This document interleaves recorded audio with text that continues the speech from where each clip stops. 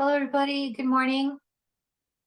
It's a little bit gloomy today, a little bit tough to get up and get moving around this morning. Hope everyone's doing well. I know that Sarah let me know that she wasn't going to be able to make it. I'm not sure who else is going to be here today, but there are a few things I did want to um, make sure that we talked about, particularly with Cindy Warmington coming on Monday to the workforce meeting. And after this meeting, I'm going to send the workforce Zoom link out to everybody and the document to Cindy in advance. Our icebreaker for today is what is the last thing you did for the first time? And I'll go first. I recently, and some of you know this, learned to ride our mower, like it's a ride-on mower for our lawn. And we don't have a super huge yard. We have 8 acres, but it's not all cleared.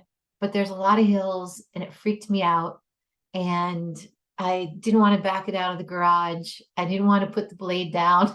I didn't want to go down any hills. And now I'm pretty good at it. So I've done it twice. I'm still a little anxious. I'm still not good at going backwards, but that's the last thing I did for the first time that I've tried. Hi, Anna. How are you today? I do it. I'm good.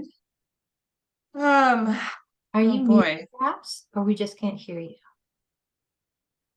Can you hear me now? Still nothing. Yeah, can't hear. No problem. I know reception's weird too. I know it here at the lake when it's cloudy, it's never as good as when at home. I could hear Can you- I can hear her too. Joanne, can you hear us? No. It's you. One of those days. All right. We'll It's have you you. keep working on that. We've all been there for sure. No. Hi, Julie. How are you today? Good, thank you. Good. All right. Is it me that I'm not hearing anybody? Yep. All right. See, it's me. Okay. Let me try to figure out my situation because it wasn't you. It was totally me. All right. We'll go to Julie and then to Anna. And I think it's because I hit my mute button on my laptop. So I apologize for that. And we'll start again. Hi, Julie. Hi.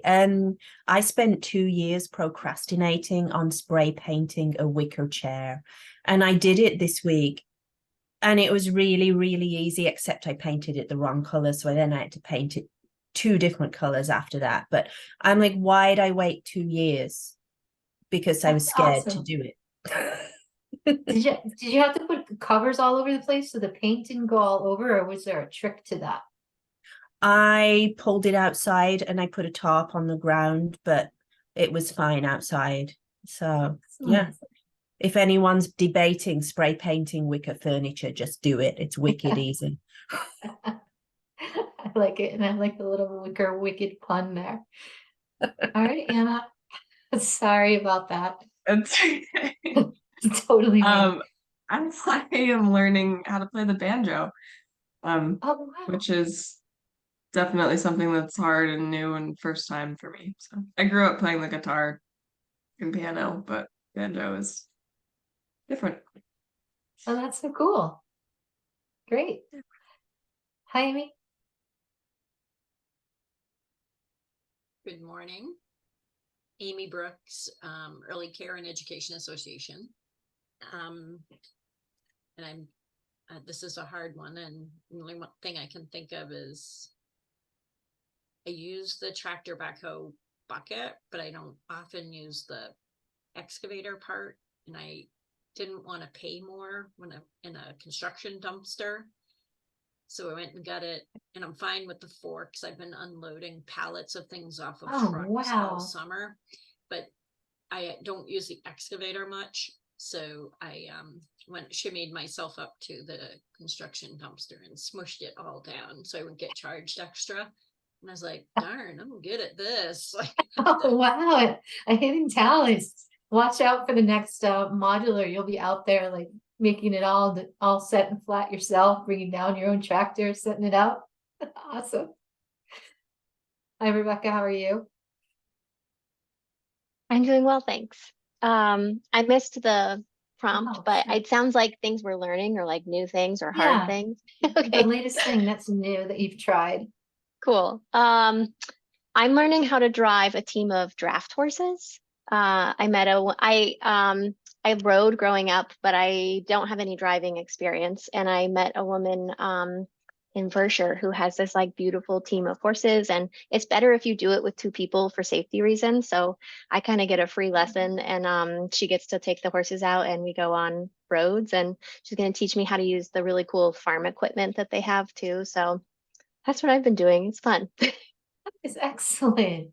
Yeah. Wow. We have teams of horses.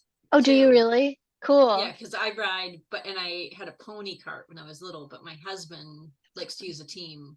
So Yeah. we have Morgans. Okay. And he's trained them, so we just pop them. It's a great way to start them when they're Yeah. young. So Yeah. Get them lots of experience. So we put them next to, we grab the young one and stick them next to the seasoned Experienced. one. They Yeah. drag them around. So Yeah. I've been he lets me, I don't really like it. It's not my passion. So Mhm. I'm like the person on the ground holding them. Yes. When they're having a bad spell. Yeah. The safety blanket. Yep. That's so neat. That is just amazing. Good morning, Mackenzie. How are you today? Good morning, everyone. I am okay, thank you. It's so interesting hearing you all talk about these things because my camera is actually off right now because I'm going to be super honest with you all. I'm painting my bedroom right now, and so we're off on during the summer on Fridays, but I want to join you all. So I'm like kind of I'm sitting here. I did paint my heaters recently, and I'm in the middle of painting my room because this is my little sanctuary of space.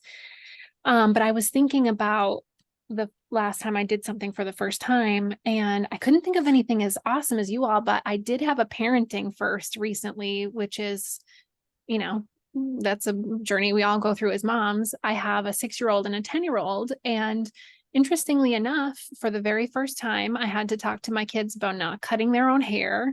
And it was my 10-year-old, not my 6-year-old, which I think is very interesting. My 10-year-old boy has been trying to grow out his hair because, he's 10 and has opinions about things now. And apparently like he just got so annoyed with it brushing in his face. And, we've been talking a lot about how like over time we've been getting haircuts to help his hair like do what he wants it to do. He was just so annoyed with it. He just cut right across, right in the front. So that's going to be a fun conversation to have with the barber tomorrow. And yeah, so all is good there. And thanks for having me. Happy Friday, everyone. And right before school starts too. So you probably can't even wear a hat or anything like that Yep. nowadays. So Yep, exactly. well, good learning experience for sure. At least it wasn't gum or peanut butter, something like that. It was his own doing. So it's okay. I was hoping, Anna, you could pull up the agenda. Usually I print it out, but I don't have a printer up here just to keep me on track. I would greatly appreciate it. I know that we had some updates. Let's Grow Kids. Emily reached out and let me know that she's taking Fridays off until Labor Day. So we'll get our update from Let's Grow Kids from one of those folks at that point.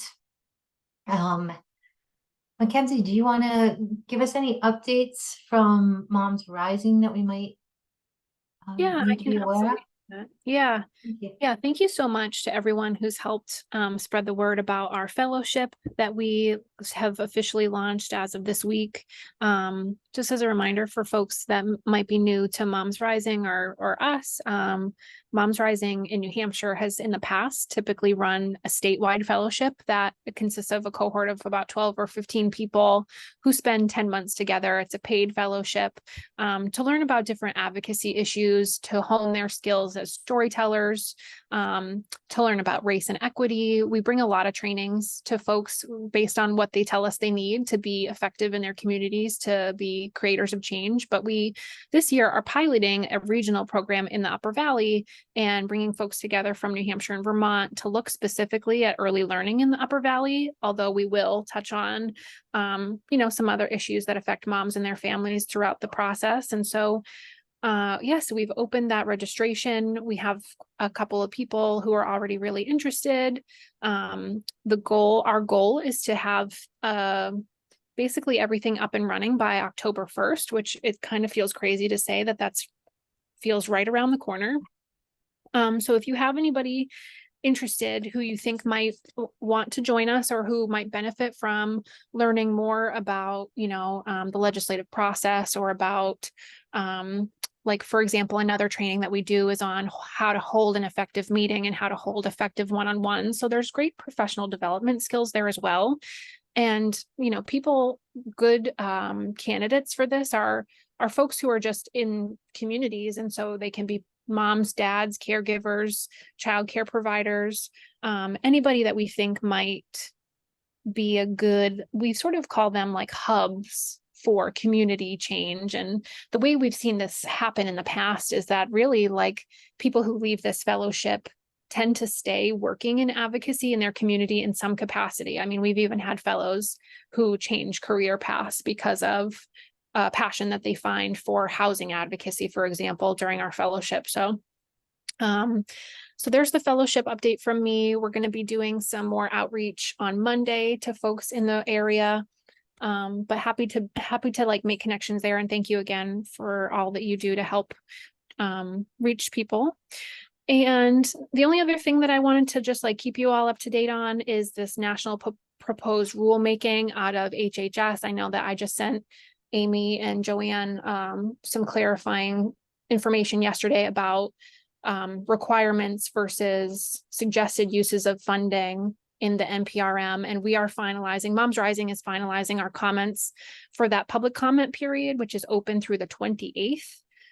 And I think it's complex because there are different areas of the proposed rule that we really agree with, and then others where we're like, pause for a minute, this doesn't really make sense for family, friend, and neighbor care, or you need to make sure that what you're asking folks, the systems are actually in place to do that. And so it's complicated, and I don't have all the answers because it is complicated, but happy to help connect us to other experts in the field, or happy to connect you with some of my colleagues if you're interested in submitting a public comment. I think robust public comment is needed because the issue is so complex and affects us in different ways. So I think that's it from me, though. Oh, you know what? One thing I'll share, it's not, you have it on your agenda already, Joanne. I was going to say it's not Upper Valley specific, but there is the special committee on childcare happening in Manchester next Wednesday evening that we'll be attending as well.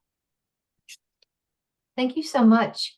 On the ELNH call this week, I heard you talk a bit about universal preschool, and I wondered if you could just give a little brief background as to what that focus is, because I'm not that familiar with it. I definitely can, and I may ask Amy to supplement where my knowledge gaps come in. But this past legislative session, some lawmakers put forth a pre-K pilot bill that was eventually retained in committee. And so and I'm happy, after I'm done talking, I'll pop that piece of legislation into the chat. And so when that bill was retained in committee, obviously parliamentary procedure allows for that bill to be brought forth again this year. So in terms of kind of things that are moving right now. We've got this pre-K pilot bill that will likely come up again this fall and this winter. It is sort of spearheaded by the department. And so I won't say support for it is high, but there is a good group of stakeholders who have been sort of thinking about that legislation. I'll share that I haven't felt like we were ready to tackle universal pre-K yet, from just my personal opinion and perspective, is I've always felt it's hard to think about mixed delivery pre-K when we don't have equitable access to kindergarten yet. And when the field has been so decimated, it's just so many moving targets. And so I'm leading a table of folks who are thinking about universal pre-K, and the strategy envisioning there is a much longer strategy, 8 to 10 years. And again, the vision and values that we're sort of thinking are like, mixed delivery has to work for private providers, has to work for family, friend, and neighbor care, has to be culturally competent and inclusive of families who don't find trust in the typical childcare system or setting. And so, yeah, I'll just put that out there for now. I mean, I think historically, like, we just haven't had the infrastructure to think about universal pre-K in a way that works for families and providers alike. And so I'll be curious with the pre-K pilot. I do need to do and know more about it, how they plan to sort of address some of the challenges with pre-K and how to make sure that we don't lose providers. Mm-hmm. Thank you. That's really helpful. What does the term, I've heard it a couple of times, mixed delivery mean? What does that look like? So it means that a kiddo could enter a pre-K setting in a different type of care. So it could be in a formal center-based setting, but also could attend a pre-K in a family, friend, and neighbor care type setting, or, in a smaller provider, or in a public setting, like at a Head Start or a school-based system, where there are quite a few communities in New Hampshire now. And I actually have another document or a resource I can share with you about which school districts in New Hampshire currently offer a public pre-K option. So it's that sort of get that web of public and private options for families. Thank you. I'm only familiar with our programming in Lebanon, which is mostly based on students with special needs, but then having typical peers with that group. So it's funded probably in a different way than some of the other universal preschools. And another thought I had about getting the word out, perhaps I'll give you a name. Diane Estes is the Lebanon School District Director of School and Community Relations. And sometimes she sends out information to families, such as local things that they can get involved with. So you might want to shoot her a note. I can give you her email. I'll write a note to send it to you. Because that goes out to a lot of different people. It's not just parents who get it. And I could give her a heads up that you're gonna potentially email something. There's some regulations school districts have to follow. I'm not quite sure if it would fit or not, but that would give you some visibility in a larger community. And with school starting, people tend to read those messages as they come out. So that was one thought. And you guys are so super organized. Have you already connected with like library parent groups and things like that? We haven't actually. That's a great resource. And it's funny because my very own Nancy is a library trustee, and we hadn't even gone down that path yet. That's so funny. Thank you for bringing that to my attention. No problem. It was just kind of brainstorming where parents would come together and have a social setting too. So that would be great. Julie, I want to just address your question, if I can, in a more human way than that document. But the way I understand it, essentially, this sort of notice of proposed rulemaking is basically another lever for policymakers to affect policy change without going through a legislative process. And so this is happening at the federal level. This proposed rule change is being brought forth by the Department of Health and Human Services. And I can also share the actual proposed rule with you if you're interested in looking at it. But essentially is directing use of CCDBG funding, to namely like some of the higher ticket items are like capping costs for families. I'm totally blanking on some of the other things right now that it does, but lots of interweavings between asking providers to do things and making sure that families aren't paying too much, and asking for data collection and systems change. And it's interesting, like I've not fully seen a rule change happen federally in this sort of way, but I know that when it happens at the state level, it tends to be somewhat successful because you almost fly under the radar a little bit. But the tricky thing about rule changes in this way is that there's this period of public comment where stakeholders are, basically are allowed to come in and essentially what their version of testify is and give public comment. And then the department is supposed to take that feedback seriously into changes that they make. But yeah, hopefully that gives you a little bit more like inside baseball into why and how and what. I can add my 2 cents here too, Mackenzie. So the public comment period is exactly like you said. It's just another way for this to be codified without going through the legislative process. So it is really important that stakeholders of all levels kind of participate in the public comment, because so in this rule in particular, and they called it out in the rule, and you do not have to read the whole thing. The summaries that exist are very good. But they're concerned that because of maybe like an additional amount of work, or the amount of work that it takes to change any kind of system or administrative system, the states will have some pushback on things that might be good for their stakeholders, but hard for their office to accomplish. So all of the comments will be read and they'll all be taken into account, but I think they usually get kind of sorted into a bucket of like for or against to whatever you're speaking to in terms of what is proposed in the new rule. And then they use that data to inform how they proceed. So some people write really formal letters, and it's on letterhead, and it's coming from an organization, and they address kind of all the 4 major points of the rule. And it can also just be a constituent who says, hey, I think that this addresses a problem that I've been seeing and I support it. So whatever you're comfortable with will do the job.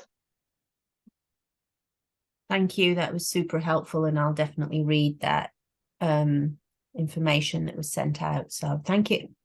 Yeah, thank you. You can also read other people's public comments as they're posted. So it can be really helpful to like see how other people spin it.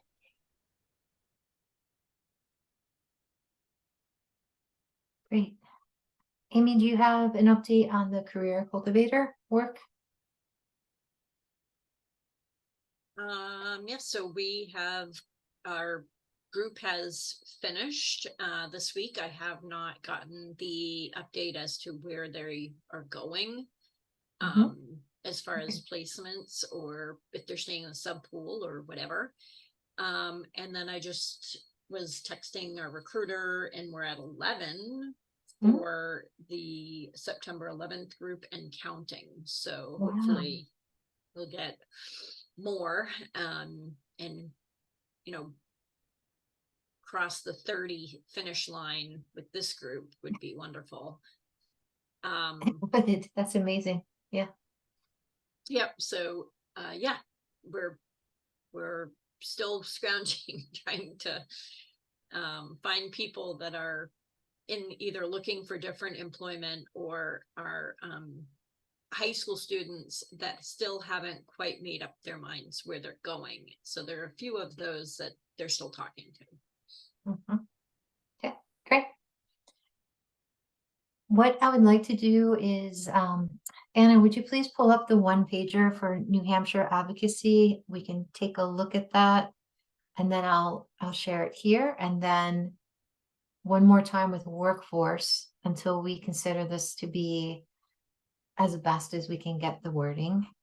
So we have the first years of a child's life are the period of the most rapid brain development and lay the foundation for all future learning. High quality early care and education can help improve the effects of poverty, detect and remediate delays, and identify and help prevent child neglect. Every child deserves equal access to a high quality educational foundation that will prepare them to grow, learn, succeed. And the reason that there are ands, and I will clean those up, is because it used to be and whereas. So I took the whereases out, and it took me reading it out loud to realize I didn't take the ands out. So first paragraph, any input? People are okay with that? And Anna, if you can check the chat too, in case I missed that. Joanne, I have a quick question for you. Who is the audience of this one pager? So we were trying to have a one pager if someone were to go to, say, Manchester, or if we were in a group setting trying to advocate. Also, if parents or somebody else said, what are the key points through Vital Communities that I could look at, we could share this document. That's helpful. And it did come from work that was a combination from Jackie Furman and others that went to Sean for him to sign to make it official for Week of the Young Child. So that's where this ended up going to a little while ago, a couple of months, that would have been back in like March or April. So many New Hampshire businesses are struggling to recruit and retain their workforce. Business owners have identified the availability of high quality, affordable, safe, and reliable childcare as an important component of solving the burgeoning workforce crisis. Early childhood education allows parents to remain in the workforce, build a strong and future-focused economy. The lack of early childhood education is a serious problem in New Hampshire. Currently, 71% of children from birth through 5 have all available parents in the workforce. Women of color and other disadvantaged populations bear the most significant burden, and women are disproportionately impacted by the lack of childcare options, are more likely to leave the workforce to provide childcare, stunting their ability to earn income, advance in their career field, build their future retirement security. And then I'll get rid of that. And any input for those couple of sections, revisions, changes, thoughts? One, just, I guess, semantic edit. We could, instead of saying the lack of early childhood education, we could say the scarcity, because I think that gives us more information about, like, there is some, but there's not enough. Great. I like that. I will make that change. Perfect. Anna, could you please pull it down a bit or up a bit? Thank you. Early childhood educators served on the front line during the pandemic, demonstrating how important their work is. Young children deserve high quality, developmentally appropriate, accessible early care that reflects a rich diversity of linguistic, racial, and cultural identities. Members of our community are urging support of efforts that increase compensation and respect for the work of early childhood educators and equitable access to high quality, affordable early childhood education.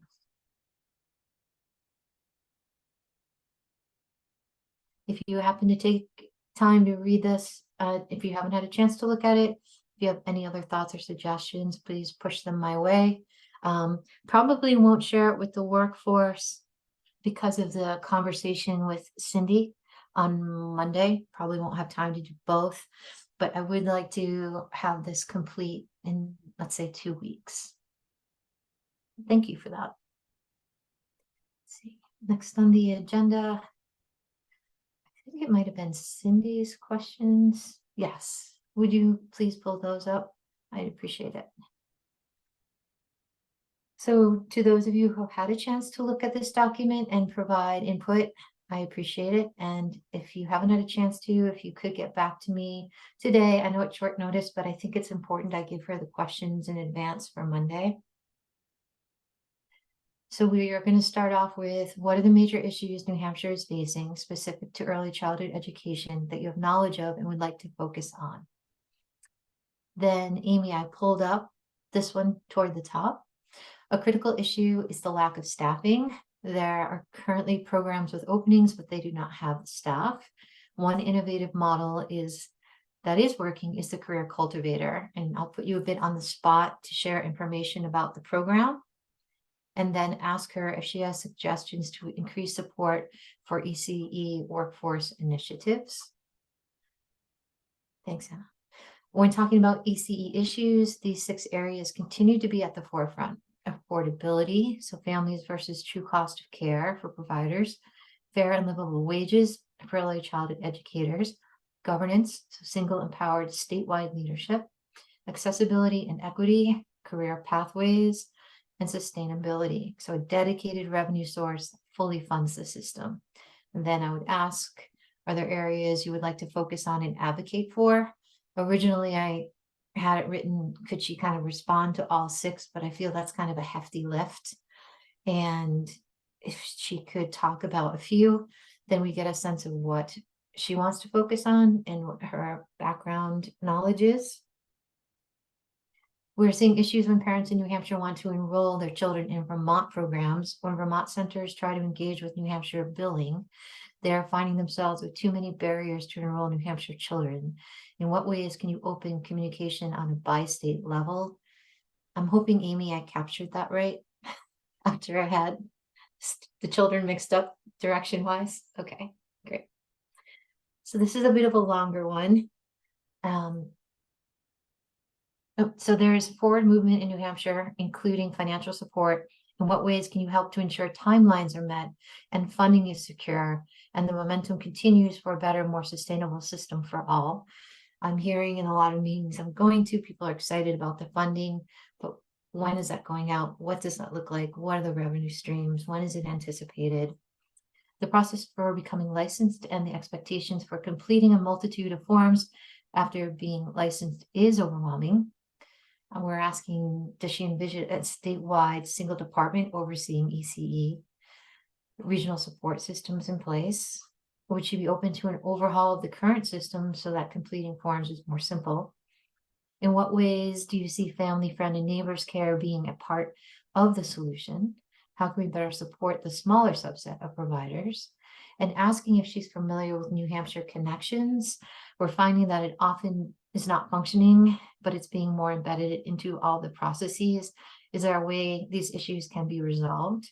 I'm not familiar with New Hampshire Connections, so before I ask her that question, can somebody let me know what that system is?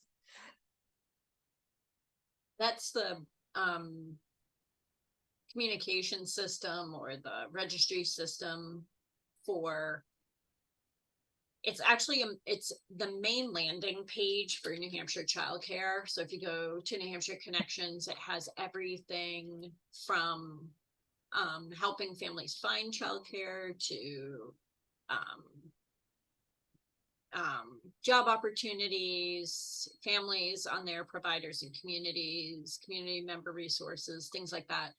But for childcare licensing, you have obviously you log in, you have a login, and that's where all your information is supposed to be stored, and that's where all of the you know credentialing is done through that.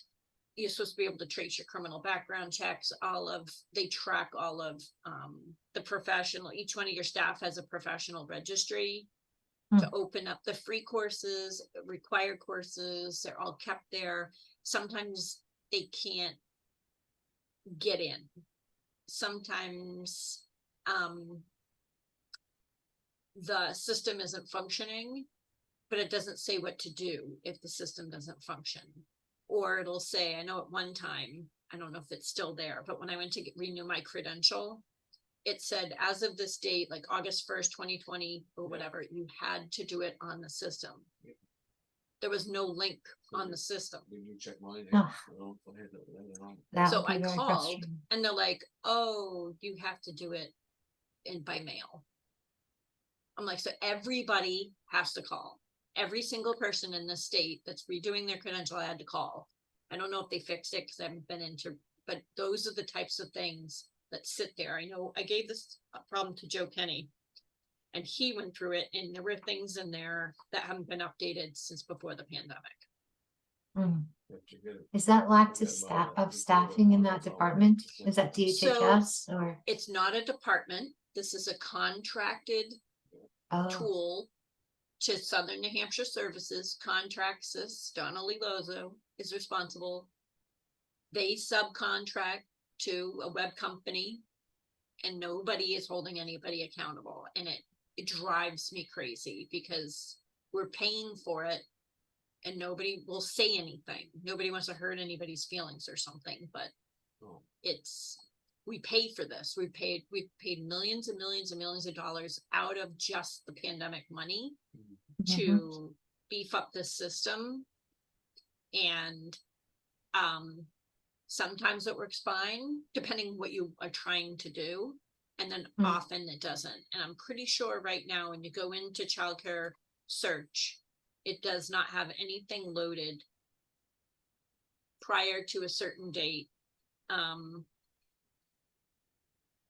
It isn't updated, like centers that are closed are still on there. Let's drive up and see if we can get it better. Let me just look here real quick.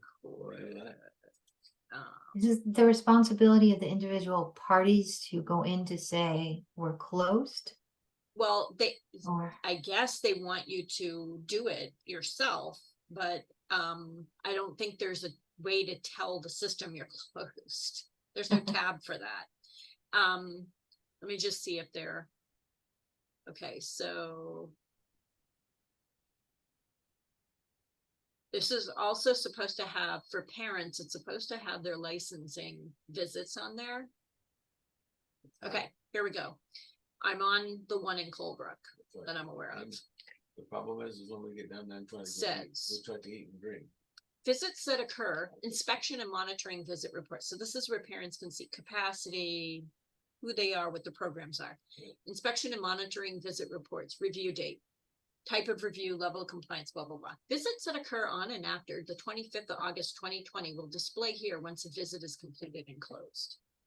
I think that's the problem. Well, they've had lots of visits. I have copies of them, yeah, but yeah. they're not loaded in the system. So, Amy, you believe that Southern New Hampshire Services is responsible for communicating updates to the website management organization. Is that my understanding? So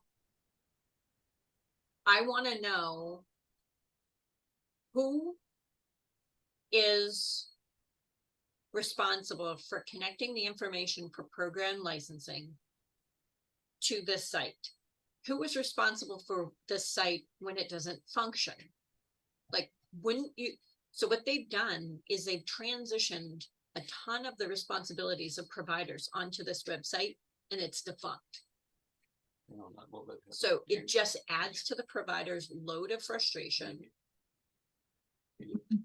They'd have to call the 800 number. We called about a person who was at another center. Yeah. No, she had worked in a residential facility Yeah. under the same licensing, but it's a different Yeah. box checked. Had to do that. The licensing people at the department wouldn't let her get a background check because they said she already got it. I don't want to break till I get there. The girl they called and asked at the 800 number said, "You're all set. Mm. One is good for the other one." And when we called licensing finally, they said, "No, it isn't." Yeah, I'll be right back. So how do you stay in compliance when nobody knows what the rules are? Mhm. So I know that they had a lot of trouble in Vermont too with their system, and they put millions of dollars into their system. But to me, before you require, before you put the system online and have people open it so that people have to use it, test it. Like, and not just have providers test it, have controllers test it to make sure all the links work, everything works. If you're going to require it, in licensing rules to use this website. So it's like the main channel. And even for parents, like if you're a parent looking at this center, let me just check another center real quick, but I don't think any of the licensing visits have been loaded since they put this online.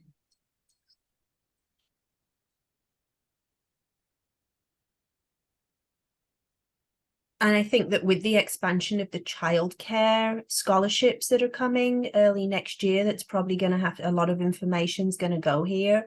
Getting that up and running effectively, I think, is a priority. And I have a lengthy history with Southern New Hampshire services, and there's ongoing concerns. And I've been considering escalating that. I don't know, but yeah. Yeah, so I just shot down to Children's Center of the Upper Valley, and nothing's there. No licensing visits. So if, where's the quality control?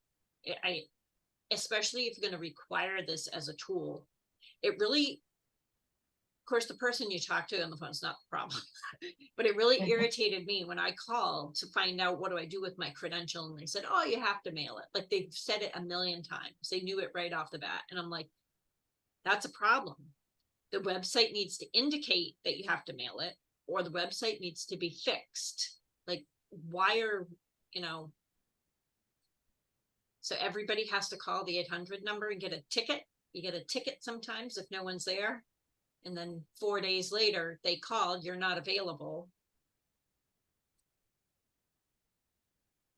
So it's been a challenge in our workforce program. This website has been one of the big challenges. Yeah, and just the examples you gave also leads to a sense of disrespect of people's time and for the profession, because I can imagine all the people trying to get their information in, squeezing it in, giving up something else to do that, and then not going anywhere with it. It shows just like a lack of respect and of support. Do you think that she will be aware of that program? Is it wide scale enough that she would know, or? I possibly not, because it's childcare specific. And I'm not sure what other links don't work. I mean, I don't know, Julie, if you're in there right now, but I've never gone into like families. I don't know if it takes you to enrolling in childcare. Like New Hampshire EZ. Oh, I don't know if it includes that, but it was part of the discussion in a meeting I was at on Wednesday this week in Concord with other coalition partners, and there was concern there that it does not adequately list. If you search providers, it's not accurate. There's not the proper information in there at all. So has anybody been able to contact administration over at Southern? So I said this in a meeting with Donnelly Lozo in the meeting. Okay. And Okay. Diane Chase, Deb Nelson, actually Chris Eman was on that call. And I said, we got to do something about New Hampshire Connections. Like, and I'm going on, and I got a text from Chris Eman. Donnelly Lozo runs it. And I'm like, so? I can get her email. And nothing information was done. And Deb and Diane were in the meeting and they did nothing. So I don't know if they don't have the power to, because it's a contract. That might be Cindy's department, Joe Kenny, because they technically approve contracts. The executive council approves all contracts in the state.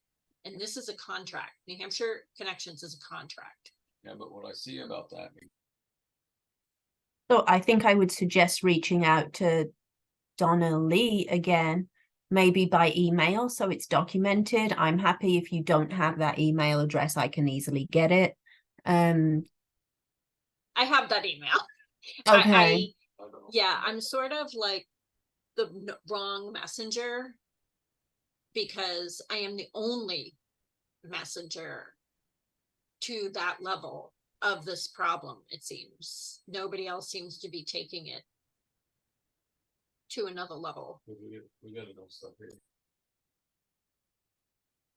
Well, I think perhaps with the expansion of the programs and the funds running into this area, that it's going to get flagged and become more of an issue. I mean, I'm happy to reach out and reiterate these concerns. Perhaps it's something coalitions can do going forward, because it's going to be really important to make sure this is a really easy tool on many levels and that it's accurate and up to date.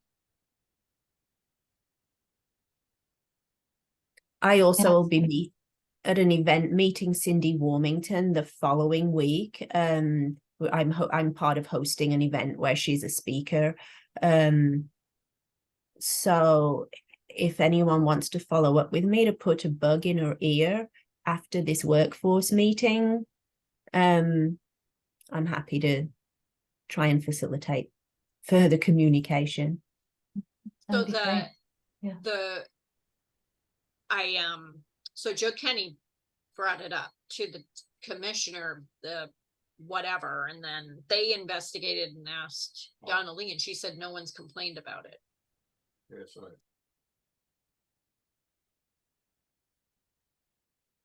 But she was unaware of any issues, and no issues have been brought to her attention. It seems like a group effort outlining what's not functioning, bringing it to their attention in a way of, just to let you know, here's some, issues that are being raised that's impacting us on a daily basis, might get some interest in that. And that's statewide in New Hampshire, everybody. Yeah. And maybe copying Cindy Warmington on a communication can't do any harm, maybe. Right, just to keep it in the forefront. And did you say that's overseen by DHHS? Who, so I'm familiar with DOE and Commissioner Edelblut. Who oversees DHHS? Darren Hebert, I think, right now. Is there like a commissioner of DHHS? Yeah, I believe she's the commissioner level for that. Yeah. Okay. For DHHS. It's not really specifically, it goes down the line, the money comes in, they find a contractor, and then the contractor hired a company. So there's like a lot of levels, but accountability wise, Yeah, most of the seems like something we should be able to weigh in on and get moving in the right direction. Speaking of contracting systems, we were going to mention that the DHHS employees are absolutely doing their best to deliver them, but there's a need to change the design of the system. Does she have any ideas to improve that system? So I'm hoping that if she asks for more specifics about that, people can jump in and give her more details. And then I think the last one, is, we're here, and part of inviting her is to let her know about this initiative. And if there are ways that we can be a resource and assist her and others during this critical time, to let us know. Even if she mentions to folks that she came and she was part of our conversation, I think that would be really beneficial. And that's what we have. Do you folks see any gaps, anything else that you would want to ask? We probably have about 45 minutes for her. So it's hard to know how long she might be on one question versus another, or where the conversation will go. But at least wanted to have some bullet points to frame the conversation. And in no way am I trying to decrease questions that come up. People are more than welcome. It should be an open forum. I just have to keep it on a certain pace for us to get through the questions in time. So if you happen to think of any other questions, feel free to shoot an email and I'd be happy to add those in. thanks for that. And we're gonna ask her like just openly what her concerns are and what she sees, right, in the landscape. As part Yeah, of was that No more our Okay, first conversation. question, maybe? Yeah, it's gone now. I know, that's okay. I think it was, what does she see? What are the major issues facing New Hampshire is facing specific to early childhood that you have knowledge of and would like to focus on, was the kickoff for her. And by giving this to her in advance, it gives her some time to think about it too. Great. Thanks, Anna. Joanne, I'm wondering really quickly, Mhm. this is excellent.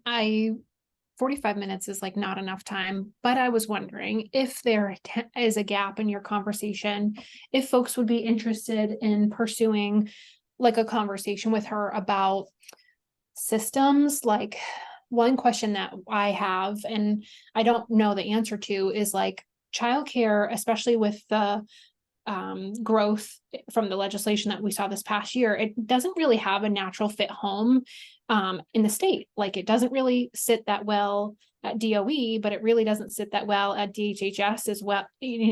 And so for some time, advocates were talking about, should there be a third place where childcare should sit, like a cabinet level department or something. And it could be an interesting systems questions for her. Like if you were governor, where would you see childcare sitting at the state? Also, I don't know if any of you saw your email while we were on this meeting, but I got an email from Deb Nelson that she's leaving her position. So that's And interesting. who was Deb Nelson? There were a couple of names I was unfamiliar with in that last conversation. Who is Deb, she? yeah, Deb is the bureau chief for child development and Head Start. Oh, wow. So she was a staunch advocate for childcare and a good ally. So this is a sad loss. Yeah. So not to add another like question to your amazing list of questions, but I just thought it could be a thought-provoking thing. Like, where do you see it sitting? Yeah, it was definitely a team effort putting all of them together, but I think it's in there. I'm sorry, Anna, to ask you to open up again. You're gonna like have dreams tonight of Joanne being like, can you open that again? Like, when I worked at McDonald's, I could hear the French fry beeper forever. It was a little bit down. It was something about state level. Okay. The process to become licensed and expectations for completing the multitude of forms after being licensed is overwhelming. Do you envision a statewide single department overseeing ECE? So that's what I was trying to get to. Do I need to reword that to be more specific? Or maybe I could follow up with, because does the DOE have anything to do with it, or is it all DHHS right now? But people Well, see DOE because it's credentialing and it's education. exactly. I think there's not a clear one or the other. Okay. And as we move towards, it sort of goes hand in hand with our universal pre-K and kindergarten conversation earlier, is like, as we move towards a system that's more mixed delivery friendly, I think that will be having a set place or a path for it will be critical to its success. I'm just writing what you're saying down. Thank you. Right I add now, that language. DHHS oversees childcare, all aspects of it. So there's nothing with the DOE. Nothing Okay. All right. that I know of. DHHS is incredibly overwhelmed and understaffed.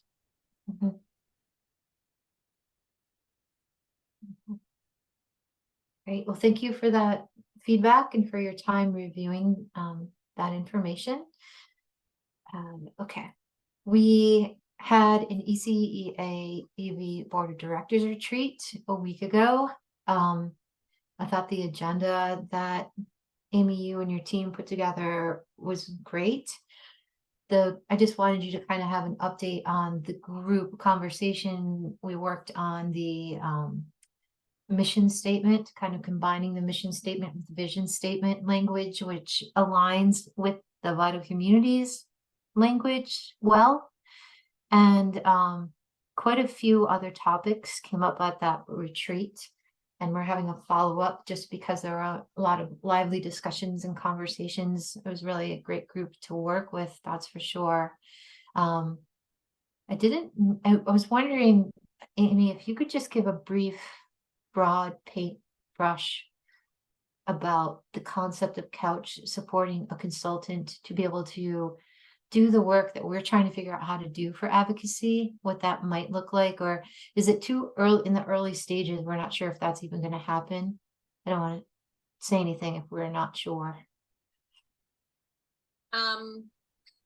Well, the conversation started with, actually I was talking to the board president, Jen Hosmer, that there were, in New Hampshire, there's just so many things going on in Vermont that I'm not sure which table to be at and what exactly to get behind, because I could literally be on 16 work groups meetings, plus the regular group, plus the Wednesday mornings, just with the ELNH work. And then there's all this other stuff going on. And then we have this big, huge rollout in Vermont. And I need to know in Vermont how it's going. Is the implementation plan working? How is it affecting them? What are the barriers? So I need real-time information and direction. So it's really time for us to have advocacy committees within the ECEA. We need to have these, and not that they would do direct advocacy, but their voices would inform the advocacy and direct the priorities. That's it. But in order to weed out and explain everything that's going on and understand how to elevate those needs, I want a professional. Like, I'm tired of advocating with no, power behind it, with no understanding of the process or of my limitations or of where we should be locking arms. So I said, if we're going to do that, I really would like not, not a facilitator, but a real person with advocacy training and experience who's not going to be cheap. So in the conversation, I said, we have this little pot of money that we could use to have them come to a few meetings and help work with them. And Couch was at the meeting and they said, don't limit, dream big. What do you need? And I said, well, they ought to be stipended. Like, these are going to be volunteer directors. Can we stipend them for their time? Because Lord knows they're going to do it either on their own time or on a weekend or an evening, and there's no money for them to actually do this. If there was money, maybe they could afford to not be on the payroll. Someone else could be paid for their slot, so they don't have to listen in during nap, like a real advocacy group. That takes money, and then getting somebody with that kind of experience and training and advocacy is going to cost money. And they said, dream big, put it in the budget, dream big, we want to support it. And then the conversation came up, who, and Michael Bennett and I both were like, we need Let's Go Kids people. Like, those people are going to be fading out on the Vermont side. They've done this. They know what they did there. They know where they started. They've seen it. Can we talk to them? Can we ask them to help us? And again, not like advocacy training. They don't have time to go to Concord. They don't have time to do that. They don't have time to write letters. We need a person who would write the letter for them. We need somebody who is going to, but part of something bigger, part of something that would lead to something with change. They want action, or they're not going to waste their time. So that's kind of how that came up, and I don't know where the ECA is gonna Yeah. totally land on that. They had a lot of questions, so we'll see where at the next meeting, if they land on that. Thank you for that overview. When I heard about it, I felt a sense, I guess, of relief, because that's what I've been struggling with too, and trying to facilitate, is to know what's happening in both states, to be able to say, here's what's coming down the pike, here's what we should be getting behind. It's very complicated to do that. Mackenzie mentioned in the chat, what about a lobbyist? Did you have any person particularly in mind, or you're just thinking of that as a We don't role that have, might be able to yeah, help? we don't have anything to lobby. Mm. We would No, I like to know. keep- But a lobbyist, so like employing a lobbyist is actually like a really interesting tactic that I've deployed before, in terms of like they're incredibly they know their job, their one job is to have, rather, their job is to have relationships with people that we don't necessarily have relationships with people, and to track legislation. And so in the past, one thing that I've done is hired a lobbyist from a Republican facing firm to give me relationships to Republican lawmakers. And we were talking about healthcare, but he tracked the legislation for me, kept track of like when hearings were happening, gave me the inside baseball around like who I needed to know, what the policy levers were. Like, having a lobbyist wasn't just like going to advocate, it was having someone to do the legislative background work for me that I couldn't do. Mm. But Yeah, that's- funding a lobbyist is tricky, because Yeah. not all funders will fund a lobbyist. So Right. it's complicated. But Mm. I think what we need, it would be great to have somebody from Let's Go Kids, because number one, they would have the contacts on the Vermont side as they're rolling out all of this implementation to help navigate the bumps and hiccups in the road that my Vermont providers are going to be, coming into. And then also kind of giving insight to, I think I know what I'm looking for. I'd like to know what the providers are looking for directly, but I'm looking for like who to get behind. What is the effort that's going to get the providers in the Upper Valley where they want to be? Because that's my job, is to take care of them. My job is not a statewide job. My job is focused on Upper Valley providers. So if Sullivan County and Grafton County providers want us to focus on compensation, period, then that's what we do. But I need that from them, and then I need to know what to do with that. So that's the person I'm looking for, is to kind of get it out of them and then help us direct where we go. And also to be at meetings too, Mackenzie, like to kind of somebody that might have some insight into, or be able to develop insight into the New Hampshire groups to see what has the most promise in moving forward. And Rebecca, I see that you added information. I hear what you're saying. You mean that, you feel like you don't have anything to lobby. I also have only worked with a few lobbyists. I put the link to, so I've worked with Maggie Lenz from that team on the Paid Family and Medical Leave campaign, and they are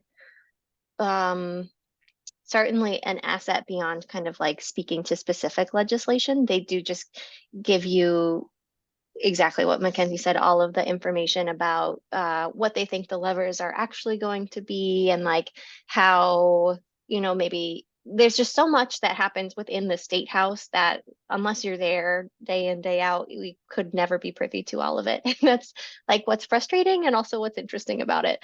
But I certainly, while you're planning and kind of refining who that person is and what you're asking of them, I think you might benefit from a conversation with their team, and they can point you in the right direction too. They're not going to take on work where they feel like they won't be an asset to you. So if it makes it less scary, Maggie is very nice.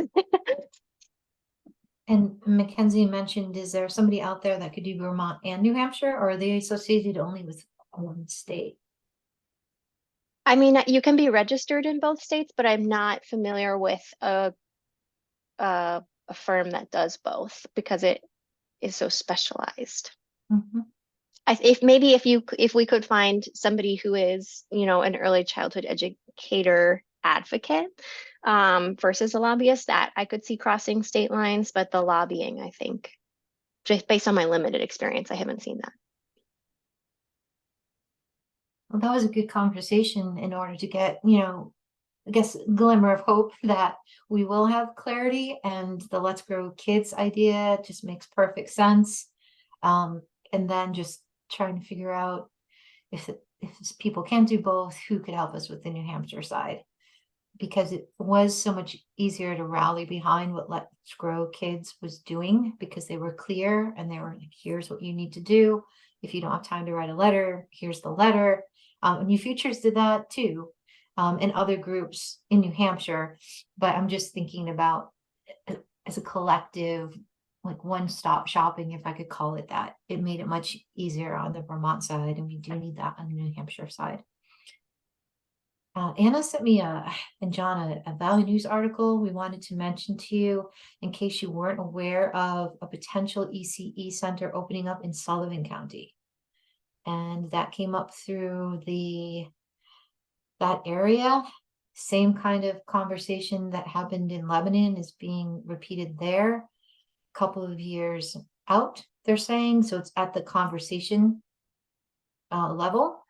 But in case you weren't aware of it, the article is there, and Anna saw that and shared it, which was great. Mentioning That the opening. one's, Yep. that one's Sorry. specific to county employees. Oh, is it? Okay. Mhm. All right. Then upcoming. So Mackenzie mentioned the House Special Committee Field Committee, August 30th, Manchester City Hall at 6. You don't have to be from that area to attend. And the conversation is focused on ECE. We ask each other what we can accomplish over the next 2 weeks. I would like to have good conversations and good prep with Cindy Warmington, let her know that we're out here and get some, be able to share some ideas with her that hopefully she will take forward. The same thing with Joe, who will be coming in September. Along the lines of meetings, I have a couple with Sarah Jackson. We're trying to get a hold of a meeting with Sarah Jackson, Sarah V, and a few others. That's just been complicated to try to organize a time. But I think swinging back around with Sarah V. And how was her trip with Michael up to see you? You had dinner. Was that helpful? Was that that was a week ago, right? It was this past Monday. Mm-hmm. We had dinner with Executive Counselor Kenny and talked about a lot of things from his point of view, about the inner workings of the state, and then about, there was some specific conversation around the Child Development Block Grant and how that's utilized there. Yeah, it was good conversation. And then good. Tuesday we met with Kim Vada, finance consultant, and a network coordinator for the North Country about the maximizing tuition pilot a little bit, which is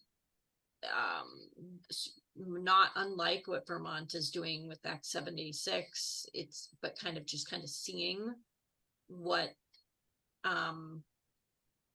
the gap is from the true cost of care to what we're paying now.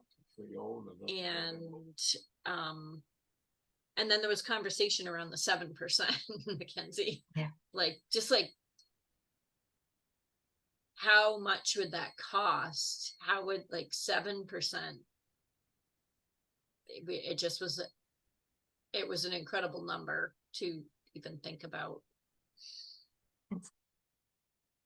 You're right, so 7% is haunting me from Mackenzie. I think that's out there, and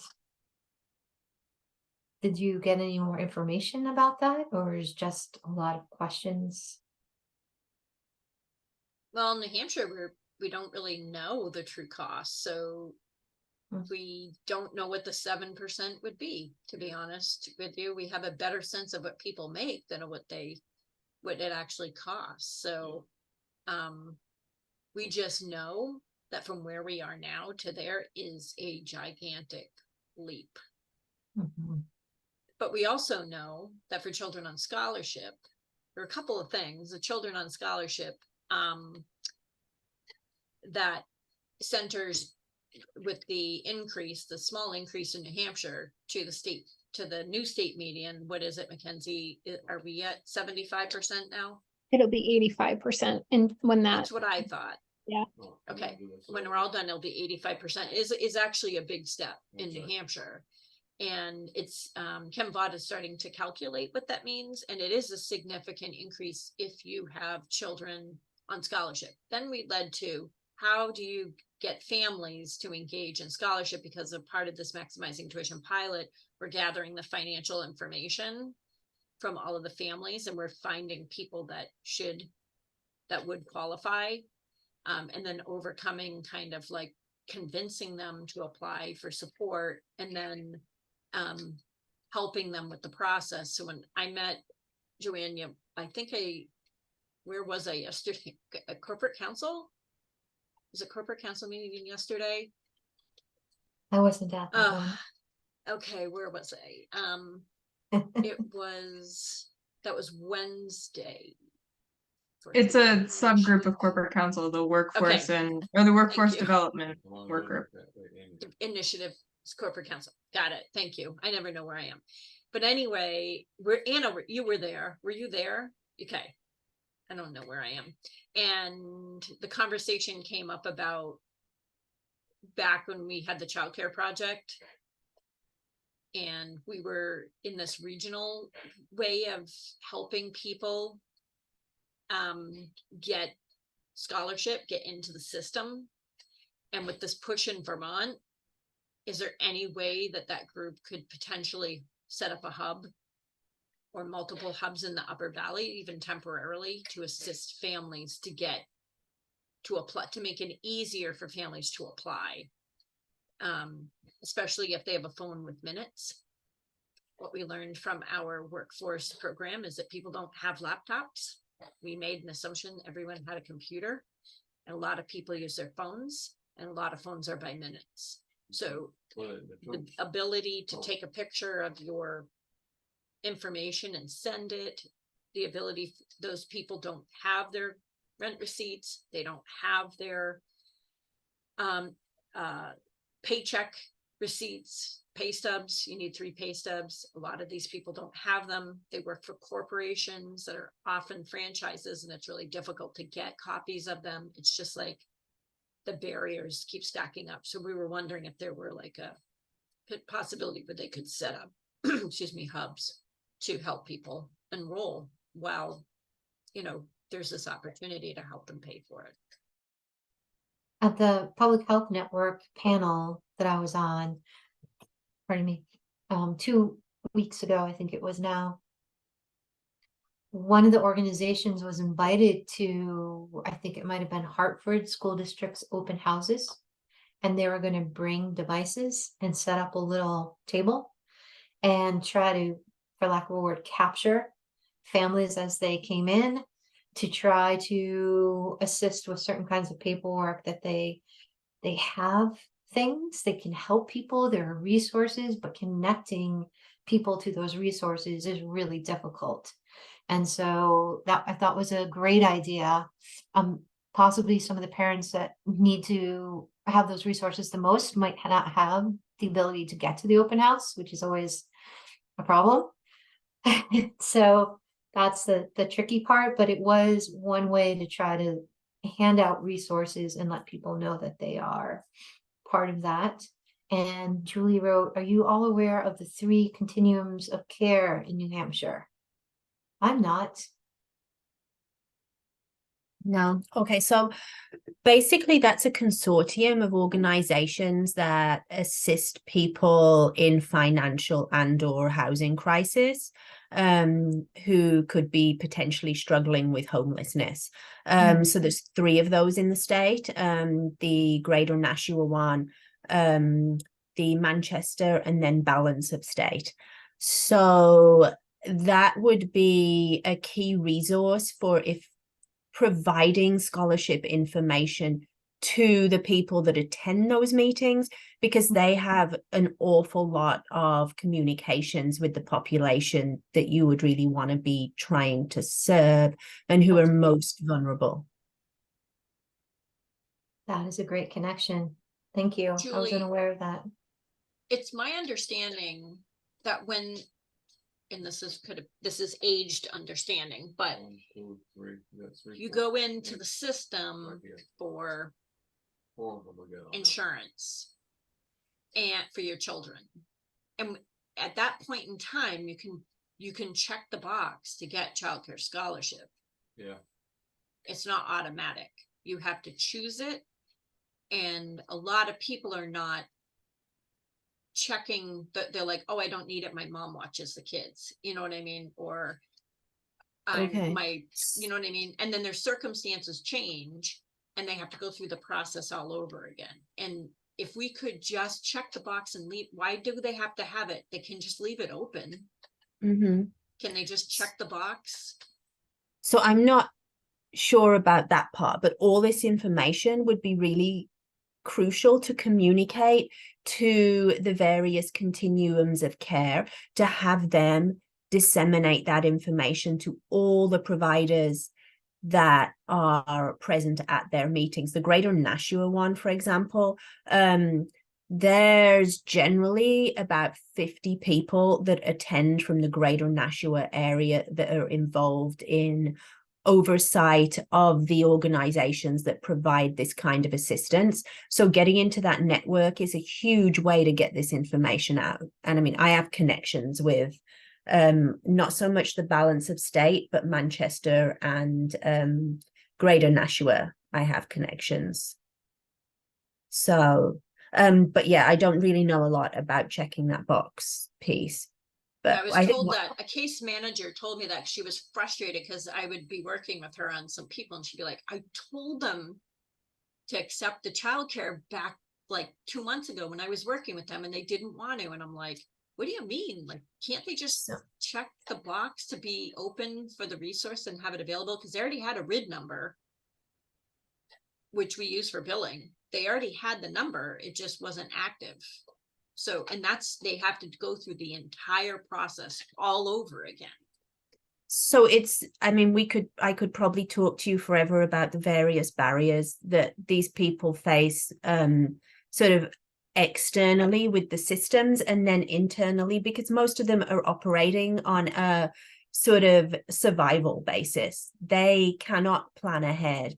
They are really considering often where their next meal is coming from and how they're going to pay their rent at the end of the month. So their executive functioning skills can be limited because of all those things and the trauma they experience. It's really complex, and now helping navigate people through these systems is really time consuming, and it needs to be a simple system. It needs to be really clear. There needs to be online systems and there needs to be in-person systems. It's a nightmare.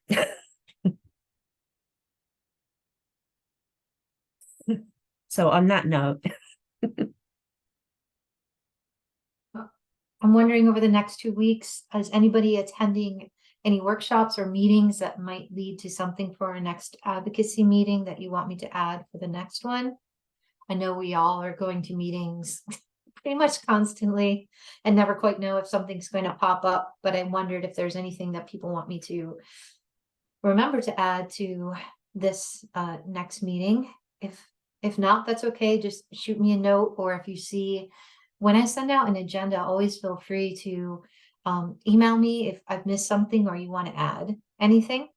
Always happy to do that. Any other business for today? All right. Made it through another week. Yahoo. Thanks everybody. And I will see you Friday, September 8th. Anna, thanks for all your help today. I appreciate it. Have a good weekend. Take care.